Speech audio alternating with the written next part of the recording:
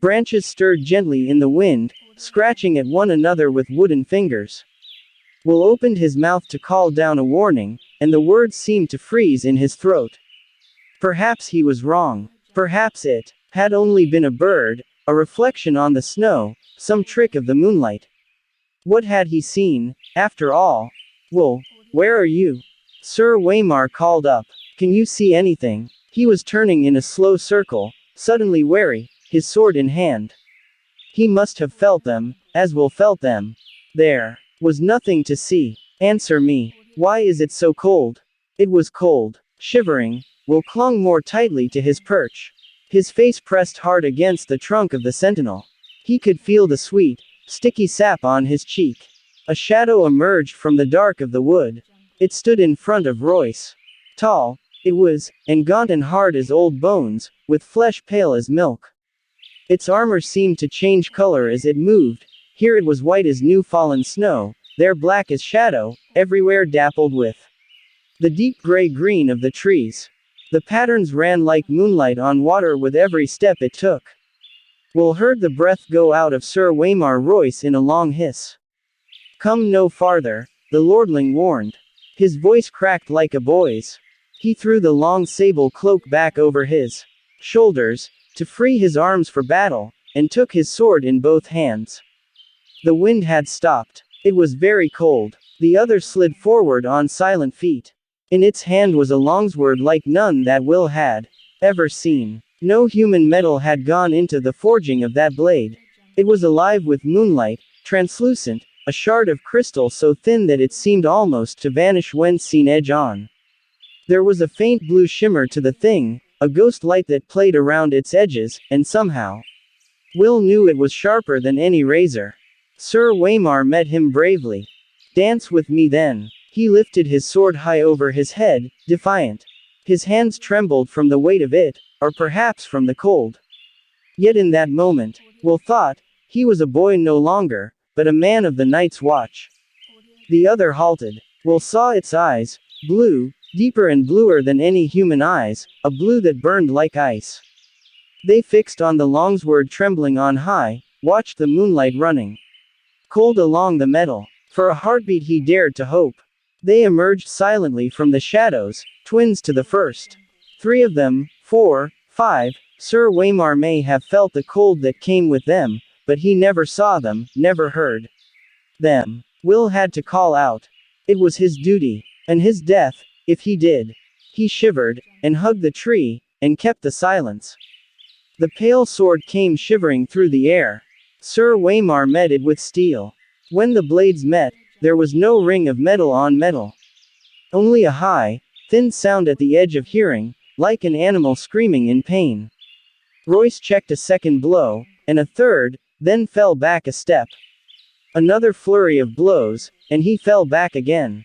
Behind him, to right, to left, all around him, the watchers stood patient, faceless, silent, the shifting patterns of their delicate armor making them all but invisible in the wood. Yet they made no move to interfere. Again and again the swords met, until Will wanted to cover his ears against the strange anguished keening of their clash. Sir Waymar was panting from the effort now, his breath steaming in the moonlight. His blade was white with frost, the others danced with pale blue light. Then Royce's parry came a beat too late. The pale sword bit through the ringmail beneath his arm. The young lord cried out in pain. Blood welled between the rings. It steamed in the cold, and the droplets seemed red as fire where they touched the snow. Sir Waymar's fingers brushed his side. His moleskin glove came away soaked with red. The other said something in a language that Will did not know. His voice was like the cracking of ice on a winter lake, and the words were mocking. Sir Waymar Royce found his fury. For Robert, he shouted, and he came up snarling, lifting the frost-covered longsword with both hands and swinging it around in a flat sidearm slash. With all his weight behind it, the other's parry was almost lazy. When the blades touched, the steel shattered. A scream echoed through the forest night, and the longsword shivered into 100 brittle pieces, the shards scattering like a rain of needles. Royce went to his knees, shrieking, and covered his eyes. Blood welled between his fingers. The watchers moved forward together, as if some signal had been given. Swords rose and fell, all in a deathly silence. It was cold butchery. The pale blades sliced through ringmail as if it were silk. Will closed his eyes. Far beneath him, he heard their voices and laughter sharp as icicles. When he found the courage to look again, a long time had passed, and the ridge below was empty. He stayed in the tree, scarce daring to breathe, while the moon crept slowly across the black sky. Finally, his muscles cramping and his fingers numb with cold, he climbed down. Royce's body lay face down in the snow, one arm outflung.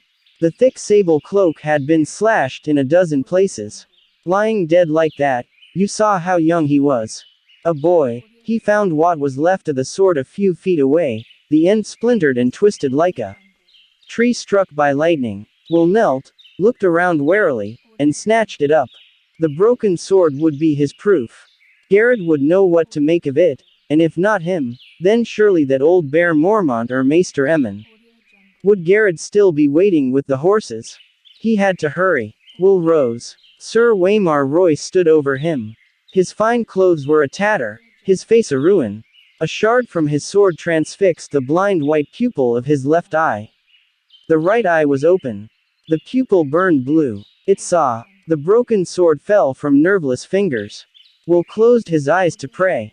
Long, elegant hands brushed his cheek, then tightened around his throat. They were gloved in the finest moleskin and sticky with blood, yet the touch was icy cold. The morning had dawned clear and cold, with a crispness that hinted at the end of summer. They set forth at daybreak to see a man beheaded, 20 in all, and Bran rode among them, nervous with excitement. This was the first time he had been deemed old enough to go with his lord father and his brothers to see the king's justice done. It was the 9th year of summer, and the 7th of Bran's life.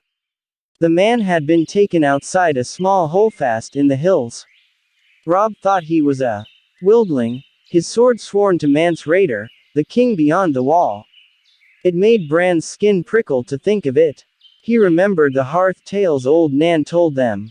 The wildlings were cruel men, she said, slavers and slayers and thieves. They consorted with giants and ghouls, stole girl children in the dead of night, and drank blood from polished horns. And their women lay with the others in the long night to sire terrible half-human children. But the man they found bound hand and foot to the holdfast while awaiting the king's justice was old and scrawny, not much taller than Robb. He had lost both ears and a finger to frostbite, and he dressed all in black, the same as a brother of the Night's Watch, except that his furs were ragged and greasy. The breath of man and horse mingled, steaming, in the cold morning air as his lord father had the man cut down from the wall and dragged before them. Robb and Jon sat tall and still on their horses, with Bran between them on his pony, trying to seem older than 7, trying to pretend that he'd seen all this before. A faint wind blew through the holdfast gate. Over their heads flapped the banner of the Starks of Winterfell, a grey direwolf racing across an ice-white field. Bran's father sat solemnly on his horse, long brown hair stirring in the wind. His closely trimmed beard was shot with white, making him look older than his 35 years. He had a grim cast to his grey eyes this day, and he seemed not at all the man who would sit before the fire in the evening and talk softly of the age of heroes and the children of the forest. He had taken off father's face, Bran thought, and donned the face of Lord Stark of Winterfell. There were questions asked and answers given there in the chill of morning, but afterward, Bran could not recall much of what had been said. Finally his lord father gave a command, and 2 of his guardsmen dragged the ragged man to the ironwood stump in the center of the square. They forced his head down onto the hard black wood.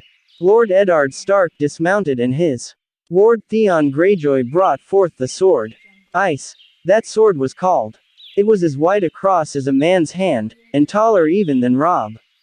The blade was Valyrian steel, spell-forged and dark as smoke. Nothing held an edge like Valyrian steel. His father peeled off his gloves and handed them to Jory Castle, the captain of his household guard. He took hold of Ice with both hands and said, In the name of Robert of the house Baratheon, the first of his name, king of the Andals and the Rhoynar and the first men, lord of the seven kingdoms and protector of the realm, by the word of Eddard of the house Stark, lord of Winterfell and warden of the north, I do sentence you to die. He lifted the greatsword high above his head. Bran's bastard brother Jon Snow moved closer. Keep the pony well in hand, he whispered. And don't look away. Father will know if you do. Bran kept his pony well in hand, and did not look away. His father took off the man's head with a single sure stroke. Blood sprayed out across the snow, as red as Sir Merwine. One of the horses reared and had to be restrained to keep from bolting. Bran could not take his eyes off the blood. The snows around the stump drank it eagerly, reddening as he watched. The head bounced off a thick root and rolled. It came up near Greyjoy's feet. Theon was a lean, dark youth of 19 who found everything amusing. He laughed, put his boot on the head, and kicked it away. Ass, Jon muttered, low enough so Greyjoy did not hear. He put a hand on Bran's shoulder, and Bran looked over at his bastard brother.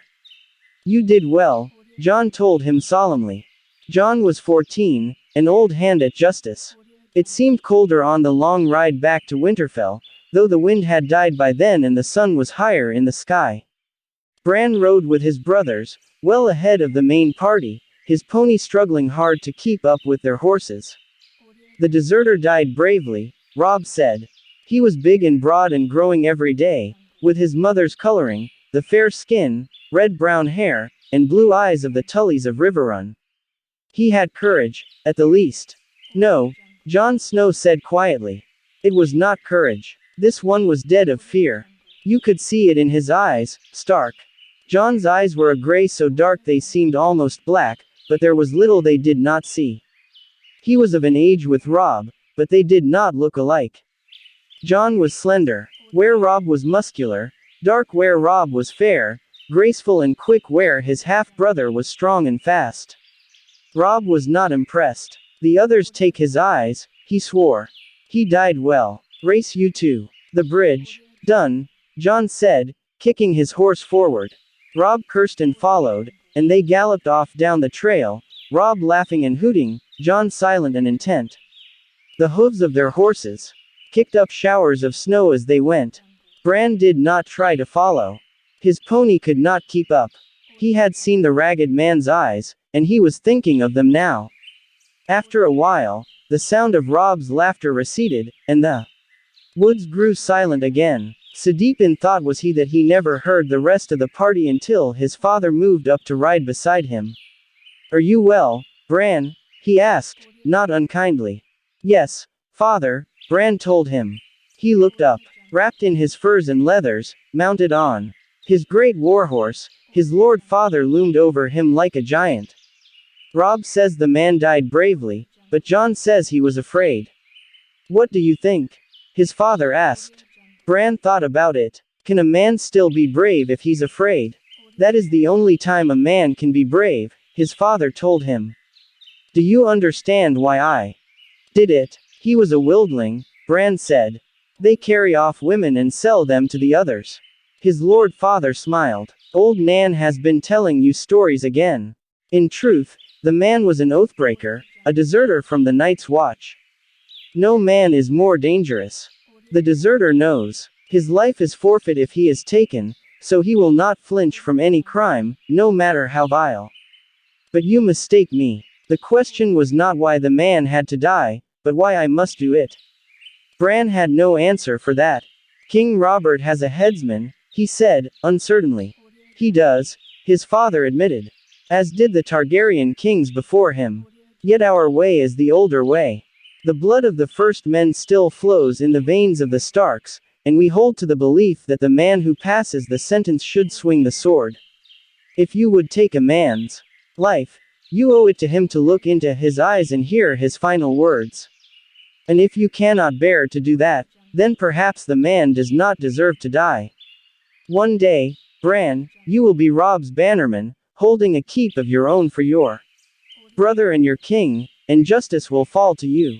When that day comes, you must take no pleasure in the task, but neither must you look away. A ruler who hides behind paid executioners soon forgets what death is. That was when John reappeared on the crest of the hill before them. He waved and shouted down at them. "Father, Bran, come quickly, see what Robb has found." Then he was gone again. Jory rode up beside them. "Trouble, my lord." Beyond a doubt, his lord father said. "Come, let us see what mischief my sons have rooted out now." He sent his horse into a trot. Jory and Bran and the rest came after. They found Robb on the riverbank north of the bridge, with John still mounted beside him. The late summer snows had been heavy this moonshine. Robb stood knee-deep in white, his hood pulled back so the sun shone in his hair.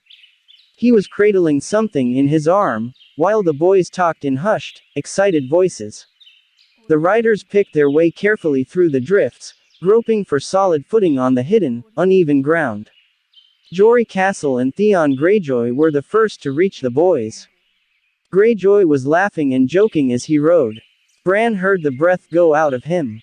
"Gods!" he exclaimed, struggling to keep control of his horse as he reached for his sword. Jory's sword was already out. "Robb, get away from it!" he called as his horse reared under him. Robb grinned and looked up from the bundle in his arms. "She can't hurt you," he said. "She's dead, Jory." Bran was afire with curiosity by then. He would have spurred the pony faster, but his father made them dismount beside the bridge and approach on foot. Bran jumped off and ran. By then John, Jory, and Theon Greyjoy had all dismounted as well. "What in the seven hells is it?" Greyjoy was saying. "A wolf," Robb told him. "A freak," Greyjoy said. "Look at the size of it." Bran's heart was thumping in his chest as he pushed through a waist-high drift to his brother's side.